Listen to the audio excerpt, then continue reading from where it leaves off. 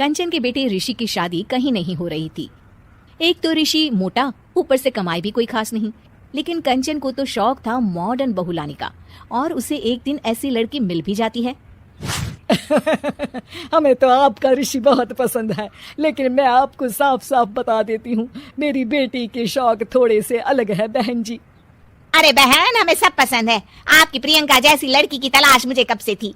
Jeans पहनकर अंग्रेजी में गिटर पिटर बोला करे। अरे बहन जरा सुन तो लो, मेरी बेटी के शौक क्या क्या है। अरे नहीं नहीं बहन, बस लड़की को देख लिया तो सब कुछ देख लिया। आप ना शादी की तैयारी करो, और वो जरा सामान की लिस्ट भी दी है ना मैंने।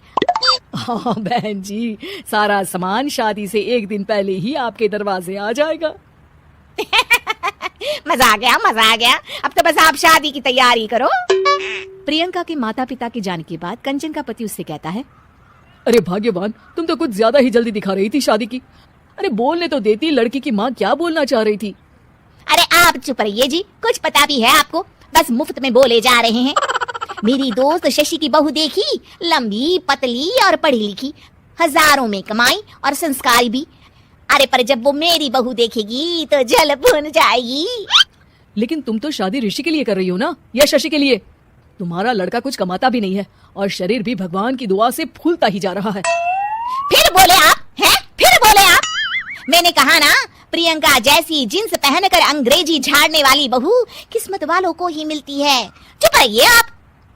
पति के लाख कहने पर भी कंचन ऋषि की शादी प्रियंका से करवा देती है। लेकिन प्रियंका जैसे ही घर में आती है, वैसे ही जोर जोर से चिल्लाकर नाचने लगती है। आज मेरे यार की शादी है, आज मेरे यार की शादी है। अरे नाचो मां नाचो। आज मेरे यार की शादी है। कंचन, उसका पति और ऋषि ये देखकर हैरान रह जाते हैं। लग रहा है बहू को शादी की बड़ी खुशी है। हाँ हाँ, बहू क्यों नहीं, हम भी नाचेंगे। अरे नाचो नाचो जी, मुंह क्या देख रहे हो, चलो चलो नाचो, बहू कह रही है। कंचन ये कहकर प्रियंका के साथ नाचने लगती है। ऋषि और उसके पिता वहाँ से चले जाते हैं। अगले दिन कंचन अपनी सहेलियों को प्रियंका से मिलवाने के लिए घर बुलाती है, जहाँ शशि भी आती है। अरे शशि, कैसी हो? मैं ना तुम्हें प्रियंका से मिलवाती हूँ। अरे सच में बहुत ही एडवांस सोच की लड़की है, कितने मॉडर्न ख्यालात है उसके, पता है तुम्हें? अरे हाँ कंचन, जरूर, बच्चों की शादी अच्छी ही होनी चाहिए, और वैसे भी तुझे तो शुरू से ही ऊंचे ख्याल की बहू चाहिए थी। तभी कंचन की सहेली कहती है, अरे कंचन बुलाओ ना प्रियंका को, हम भी मिल ले। अरे बहू प्रियंका, जरा बाहर तो आना। कई बार आवाज देने के बाद भी प्रियंका बाहर नहीं आती है, तो कंचन को बुरा लग जाता है। वो उसे लेकर बाहर आती है, लेकिन ये क्या, प्रियंका लड़खड़ाती हुई बाहर आती है और उसके हाथ में शराब की बोतल होती है। हालांकि शराब पीना स्वास्थ्य के लिए हानिकारक होता है और ये हमारी किडनी के लिए बहुत ही खतरनाक है, लेकिन कंचन की बहू प्रियंका पूरे नशे में होती है। अरे इतने सारे लोग। ये कहकर वो शशि के पास जाती है। आंटी जी, पत्ते खेलेंगी, पत्ते। अरे दूर हो, दूर हो, तुम्हारे मुंह से तो शराब की बदबू आ रही है।